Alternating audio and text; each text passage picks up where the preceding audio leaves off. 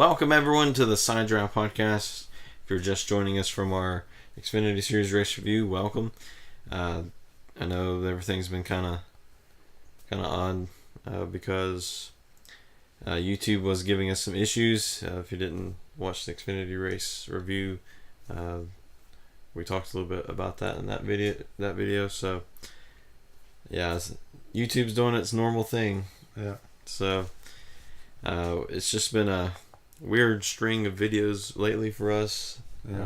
It's either we've been doing something, or Wi-Fi's been out, or YouTube's been acting weird. Hopefully next week we'll be able to. Maybe we get these things behind us and we'll get back on a regular schedule. Yeah, it's been really difficult to get back on the regular schedule. But anyways, our Cup Series race review from Pocono. Start the weekend just like it was for the 600. William Byron to be on the pole. It seems like they can do a great job setting these cars up for qualifying trim. It's just, if they could just figure out something on the race trim side, they'll be pretty hard to beat. Yeah, they get one really good lap and just can't get like 100 laps. Yeah. So we'd have a competition caution at lap 20. Kevin Harvick would pit for tires before the caution will come out. They're not able to take fuel then. So what he did, he took the pit stop early on, lost a bit of positions. That way he'd come in the mandatory caution where everyone has to come in and get tires and fuel. He just comes down there and gets fuel. That was able to get him one spot. Yes. So any sort of strategy at Pocono, any position you can get means everything, because track position, unfortunately, was king. Yeah, pretty much. Even Brad said at the end of the race, even if you had if you have a 20 place car, you get out in clean air, you pretty much can't pass it. And then Austin Dillon would crash, and Kyle Larson would use some pit strategy to win stage 1. Yep, that wall just jumped out and bit somebody else, didn't it? Yeah. Stage 2 would begin. Would have a restart with Kyle Busch and Denny Hamlin. And then not too long after that would be a caution for the 36 of Matt Tifft. And then we'd have a restart with Busch and Hamlin again. Yeah, I believe Matt, he got on the apron a little bit and just got loose and just spun around, but he didn't hit anything and just continued on. But it's really good for how these inner liners with the tires, so we don't blow out and just tear the car up and then still get back to the pit road. Then Kyle Busch will lead again, and then caution for Corey LaJoie in the wall. Which, coming off that great finish at Charlotte, very unfortunate for him and that team. Maybe they'll go to Michigan and get a good finish yet again. Yeah, I believe he's cut a tire, just went into the wall. Very unfortunate for that team. It was doing pretty well at the time, and it's unfortunate. Clint Boyer would take the lead on the next restart, but Kyle Busch just reeled him right back in, pass him on the outside, and actually I think that was the only legit pass for the lead that wasn't, green flag pit stops or under any sort of pit stop or any sort of strategy. So yeah, it seemed like Clint Boyer and Hart would just hang pretty close to Kyle Busch, but just could never really get up there to pass him. Yeah, it's like with this package. I don't want to talk too much about the package, but it seems like once you got close to somebody, the air would just push you back. It just wasn't a very enjoyable race in terms of passing each other, stuff like that. But strategy got a little interesting. Unfortunately, it just never really went anywhere. Yeah, it's very. It's one of the races you just fall asleep, wake up, it's about the same position. So. Yeah. Like Clint Boyer said, wherever you come off in turn 1, that's where you're going to be. That's where you're going to be. That's where you're going to reside unless you have some sort of an issue. Yeah, I got me a little nappy. Yeah. I tried to go the whole way. I succeeded. I don't know to say fortunately or unfortunately, but it was just... Normally I really love strategy races, but I just really didn't see enough to make it too interesting. It seemed like when the opportunity was given, no one really took a risk, and that's probably why we shouldn't have Pocono so early on in the season, because no one's going to really risk too much right now. Yeah. Maybe a lot of teams learned something. So when they come here back in another month, Yeah, I never understood why we go to Pocono twice a year anyway, but we go back to Pocono in like 7 weeks or so. So, yeah, I guess, I mean, I don't know if that's enough time to really work on everything to a point where you go from struggling to dominating. We'll have to see about that. But maybe by then, some of these teams will understand how to work on the cars, the current aero and all that stuff. So we'll have maybe a little bit more of an interesting race. Yeah. And plus, Darrell Walter was testing out his vortex theory here, because there's calling for rain and it never showed up. So maybe it's working. Yeah. No. I mean, if the vortex theory was real, I think it would be Bristol that it would work the most. But at a large 2-mile track that's shaped like a triangle, I don't think that's... I don't think I was stirred enough air. No, I don't. I think it's more like the Pocono Mountains. It's turbine. Yeah, so... That's my theory. The Pocono Mountains theory. So basically, if we put the Pocono Mountains beside every racetrack, we'll never have rain. Mm-hmm. Problem solved. But anyways, Truex would blow up. Yes, that's unfortunate. I mean, he just come off a win from Charlotte, and then just come here and I know they put a piece of tape on the front of the car and they tightened it up some, but I don't know if it just done him in, or if it's something, he had some other issues going on. But he made the pit road and it just gave away then. Then Kyle Larson would go on to win stage 2. So Larson was pretty good at this strategy thing. Yeah, I was thinking that Larson would be pretty good here. I'm not sure about his bad luck, if it's over yet or not. We'll get to that in a little bit. But yeah, I had him in my fantasy team, so I thought he'd run very well here. And then stage 3, it would basically be Kyle Busch versus Kevin Harvick. It looked like Kevin Harvick was the only sort of competition Kyle Busch really had. Yeah. But unfortunately, during the green flag pit stops, Harvick would get called for uncontrolled tire, and something weird would happen with the power steering, crack in the steering box, which is... Yes, that's very unusual. So I'm just not sure what exactly caused that. It had to be something during the pit stop, because, I mean, the car was running down Kyle Busch. I don't think it had a problem then, but... I know Pocono's got a lot of bumps and stuff and turns, and I don't think it really would have hurt the steering box. I mean, it may have a part malfunction or something. I don't know. It's just very unusual coming down in the pits like that. And as soon as Rodney saw the tire rolling away from the car, he just already knew he was going to get called for that. He looked at the camera like, dang, it's over.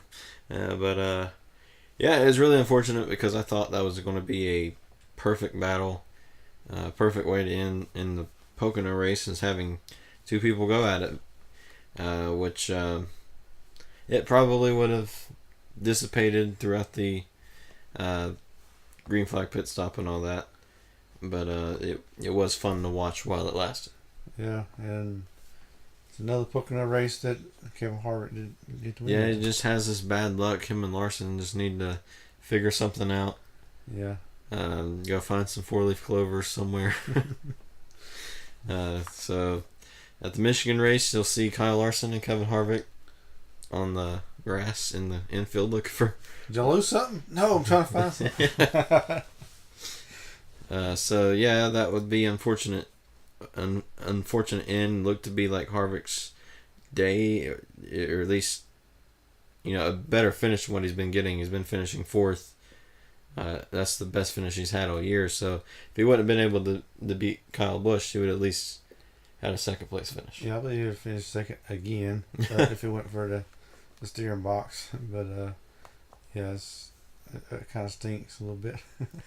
Yeah, then we would have a caution for Ricky Stenhouse. He would get into the wall a little bit. And then here's the part where I just don't understand. It's like everyone kind of gave Kyle Busch the victory at that point. I thought we'd see everyone duck down the pit road, get tires, and Kyle Busch would be the only one out there. Yeah. But, it's like no one's willing to take that risk. Yeah, I think if he was behind Kyle Busch, I'd just come in and try to get some new tires, because then he'd be a lot faster and probably team up on him. But, yeah, I guess people just don't think that way anymore. They're more on we need to salvage as much points that we can. Yeah, with this package, I guess you got to have track position more than tires. Yeah, I guess that's also another thing. You don't want to risk your current track position. You're in a good spot, but not necessarily leading, but you're at least second if a caution comes out again. And you might be able to get a good push and get around Kyle Busch, but it just never really happened. So that was the unfortunate thing. But it would be Kyle Busch versus Eric Jones. Then Kyle Larson would get that damage from contact with Clint Boyer, and his day would be ultimately over. Yep. Not sure if Larson just got loose or what, and Clint tried to slow it up, but I think he bumped him a little bit. So, very unfortunate for that. The 4-leaf clover must have flew out the window or something. Yeah, so he'll be back looking for more 4-leaf clovers at Michigan. Yeah. But anyways, with that, Kyle Busch got the track position. There's no way you can run down people. There's no way, anything's going to happen. You're just, last 5 laps, you're just kind of hoping for cautions, hoping for something to happen. But, yeah, that race was kind of... I don't want to be so negative about a race, but that's most likely the worst race we've seen all season. Yeah, and I thought Brad was going to maybe charge down there and maybe catch him or something, but he just couldn't catch him. Yeah, and I don't mean to say this as in like we were hating Kyle Busch or anything. It's nothing against the driver. It's just for some reason every time there's a bad race, he ends up winning it. Yeah. Just like Fontana and Phoenix earlier this year. So, not sure how exactly that happens. Yeah. So if there's a race you think there's going to be a bad race, most likely Kyle Busch will win that race. Yeah. Which is kind of funny. Which is Kyle's real good at Pocono anyway. He's always intentional win there. Even when Ron Blaney won there, Kyle Busch was fast, but he just ran out of gas that time. Yeah, Kyle Busch just flipped a switch at Pocono. He used to really struggle here, and then all of a sudden, the past 4 or 5 races, he's been top 5s, if not winning. Yeah. Maybe he just pokes his nose there. Yeah, maybe. But yeah, I don't want to say that as in we don't like Kyle Busch winning or anything. Bristol was pretty good earlier this year that he won. Yeah. But unfortunately, it just makes it look like that because, it was a very boring race. Not much interesting strategy really happening. Yeah, we like close finishes a little bit. Maybe. I mean, I can enjoy some dominating races if the guy's really good, but I just don't think Kyle Busch had the best car. It was just that he was out front with some strategy, and then the clean air is king there. Yeah. And so, nothing really happened in stage 3 to cause any interesting strategies. So, yeah, Pocono get another chance at least in the next few months. Yeah. So we'll see how that goes. But anyways, congratulations to Kyle Busch and Joe Gibbs Racing on their 4th win of the season. I was just saying on the other podcast a few days ago that Martin Truex Jr. is looking to be like the current favorite. Yeah. And then all of a sudden, Kyle Busch flips that switch. No, I want to be the favorite. Yeah, so I don't want to say that there is a rivalry, like Fox Sports said, but I do think that they are the current best teams. And then, of course, I think if Harvick and Larson can figure this out with their bad luck, they might even be faster than them too. But unfortunately, they just keep having these weird things happen to them. And also Chase Elliott, I think he's getting better little by little. Yeah. He may end up being a championship favorite by the end of the year. Yeah, he's always seems like he's always the best Hendrick car in the race, no matter what. I know William Byron. He got the pole position and all, but in the race chase, he just stays in it and gets the best finish that he can. Yeah, so it's going to be interesting to see how this plays out at Michigan, because I think Michigan is going to be the best place for this package, other than night racing at mile and halves. But yeah, I think Michigan may even play like Daytona or Talladega, which don't want to die on that hill or anything, but I think that's probably the closest we're going to get to what the image of the package in everyone's head was going to be. Yeah. And going back to the Kyle Busch and Martin Truex, I believe like you always want to beat your competitors, but you want to beat your teammates more. So maybe I ain't gonna say there's a rivalry there, but you try to tend to be the best one in the shop. Yeah, they're going to compete for wins. And I believe if Martin Truex coming in to Joe Gibbs, Kyle Busch, I feel like he got to step up his game a little bit. Yeah, because last year Kyle Busch was the most winningest Joe Gibbs driver by far. Denny Hamlin didn't win at all.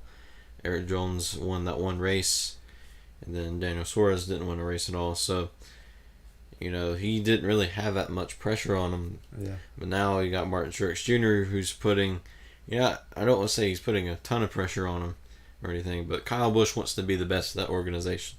Yeah. And if he thinks that Martin Truex Jr. is better, he's going to step it up a little bit. And I think that's what we've been seeing out of him lately. And it's good for the teams like that, because it not only it makes your team better, and it makes the whole organization better. Just being like that. I think Michigan's going to be one of those tracks where Martin Truex Jr. steps it up. Yeah. Had a tough day at Pocono. He's going to go back at Michigan and try to win, try to show up Kyle Busch and tie him once again. Yeah. It's kind of like what we saw last year with Harvick and Busch. Harvick would win, Kyle would win. Harvick would win, Kyle would win, and they would just keep switching back and forth. So we may see that with Martin and Kyle. Yeah, just keep that added pressure on you, yes. Which, that might end up, being a bad thing towards the end, like we saw last year. Joey Logano slipped up there, won the championship. Yeah, that is 3 teams last year were dominating, and as Joey comes and takes it. Yeah, like those people that were saying, they're pretty much out of it by now. They just need one win in the regular season, which I don't even really need that. They just need to stay in the top 16 and then dominate in the playoffs. Yep. And also they don't necessarily have to win in the playoffs at all until Homestead. So it could be an interesting battle because of the uncertainty of this new era package. But before we get into all that, we just want to say hope you enjoyed the video, and we'll see you in the next one, which should be the fast picks for Michigan. And maybe go try you some them, was it the hazelnut, hazel butter M&Ms? Yeah, they look pretty tasty.